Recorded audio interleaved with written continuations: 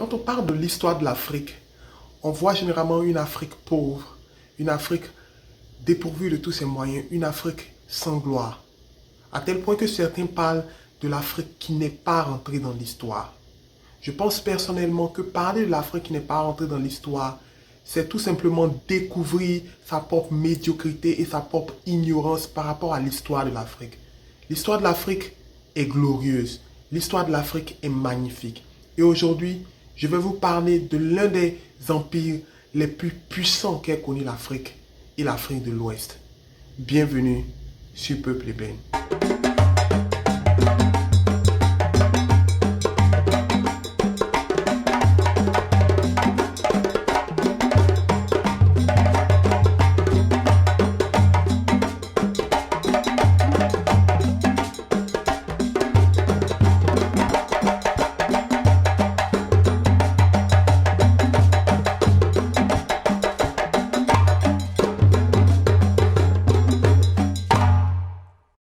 Si vous voulez supporter cette chaîne, n'oubliez pas de vous abonner, de commenter, de partager et surtout d'activer la cloche de notification pour plus de vidéos sur Peuple Ébène. Nous allons maintenant évoquer l'histoire glorieuse de l'Empire du Ghana telle que vous ne l'avez jamais entendue. En effet, l'Empire du Ghana est un empire qui a existé entre le 3e et le 13e siècle de notre ère. Aujourd'hui, le nom Ghana évoque le pays de l'Afrique de l'Ouest qui est situé entre la Côte d'Ivoire et le Togo. Toutefois, il n'en est rien. Le pays nommé aujourd'hui Ghana a adopté ce nom à l'accession de son indépendance, comme pour se donner et s'approprier la gloire de l'ancien empire. Pour dire vrai, l'empire du Ghana existait à l'emplacement de l'actuel Mali. C'est là qu'il existait. Ses frontières partaient des frontières ouest du Sénégal aux frontières du fleuve Niger à l'est et au nord jusqu'à la Mauritanie. Les origines de l'empire du Ghana sont multiples. Beaucoup d'entre elles viennent de traditions orales. La plus populaire d'ailleurs évoque l'histoire mythologique des ancêtres des Soninké, population de l'empire du Ghana, dont les premiers venant de l'est s'installent sur les terres de l'actuel empire. Ils rencontrent un serpent, le serpent génie des terres, appelé Ouagadou Binda. Celui-ci leur promet protection et abondance sur ces terres, en échange du sacrifice d'une jeune vierge tous les ans. Des recherches plus empiriques attribuent l'origine du royaume au peuple soninké venu de l'Est dans les régions désertiques pour s'installer et créer Kumbi Salé, la capitale légendaire de l'empire. La référence à l'empire du Ghana vient de l'appellation d'historiens arabes comme Al-Bakri. Le terme Ghana en lui-même viendrait entre autres de la langue mandé qui veut dire roi guerrier. Le nom originel de l'empire Ghana, comme nommé par les habitants du royaume, est Ouagadou, qui vient vraisemblablement du dieu génie des Soninké, Ouagadou Binda. L'empire du Ghana était connu pour sa richesse en or.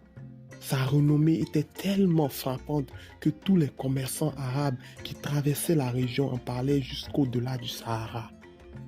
L'empire est tellement populaire que le roi porte l'appellation de Kayamanga, ce qui veut dire le roi de l'or ou le maître de l'or.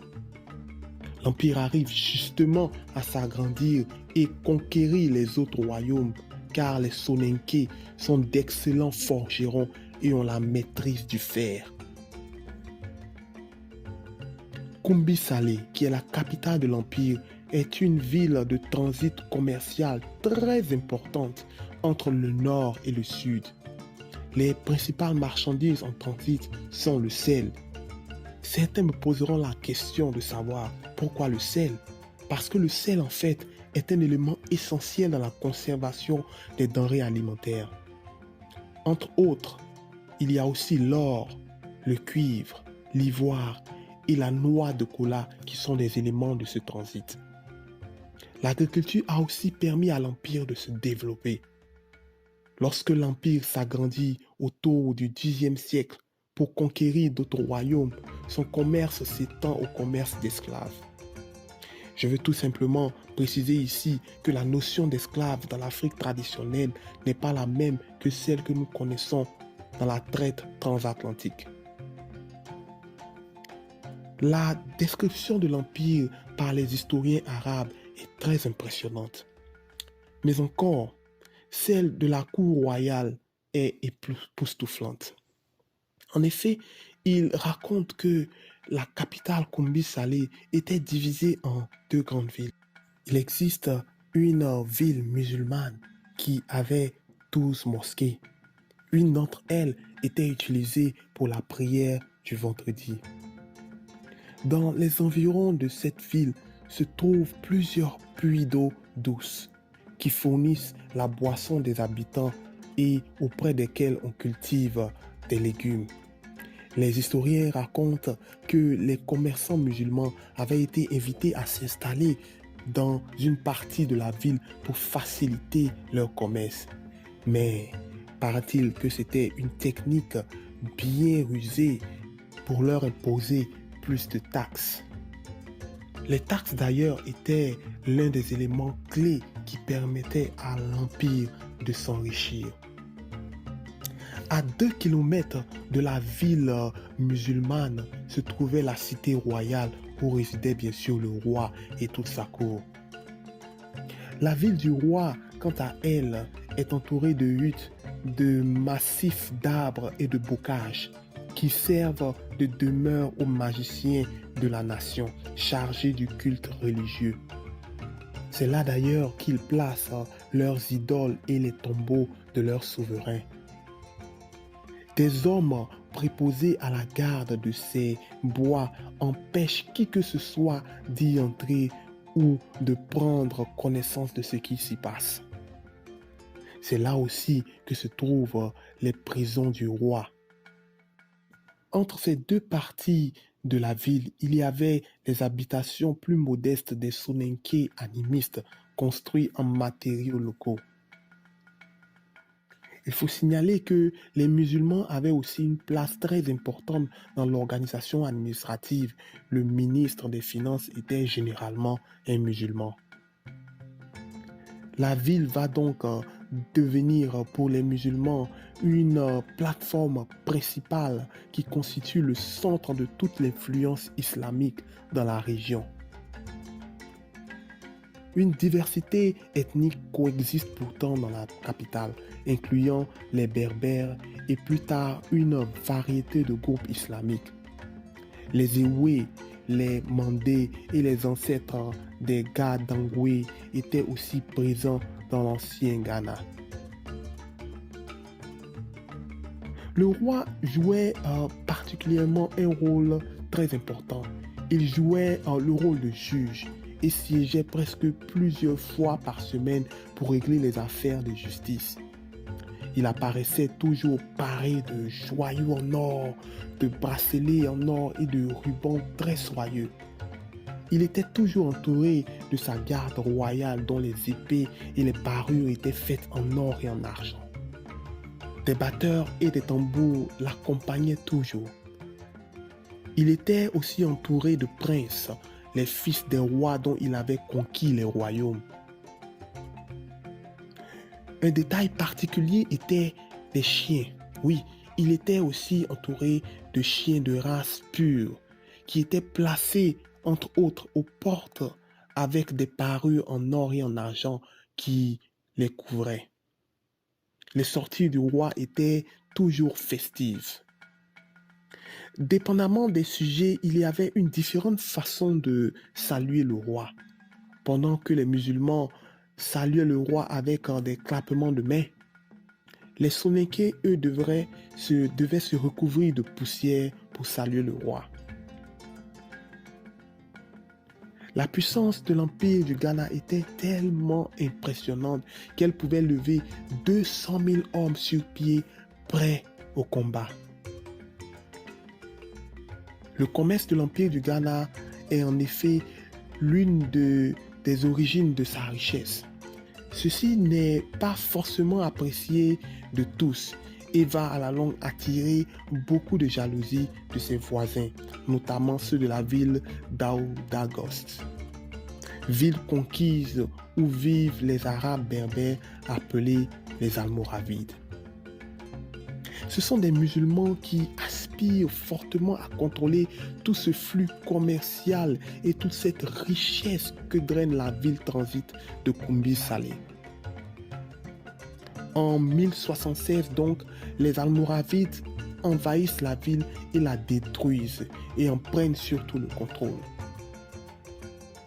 Le chaos qui ensuit va laisser le royaume affaibli et la place centrale de Koumbi Salé dans le commerce entre le nord et le sud va grandement en prendre un coup.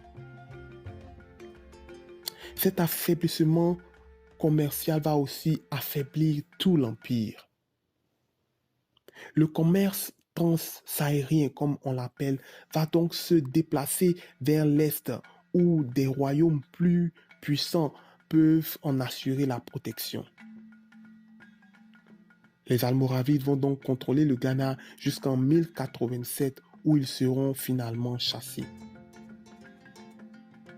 L'Empire sort donc définitivement affaibli de toute cette débâcle. D'autres royaumes, comme celui du Sosso et du Mali, vont finalement prendre le contrôle de la région. Beaucoup d'historiens et d'avis divergents attribuent le déclin de l'Empire à l'influence islamique dans la région et le désir des peuples de convertir toute cette région. Une chose est sûre, c'est qu'on n'est pas totalement sûr des raisons principales du déclin de l'Empire.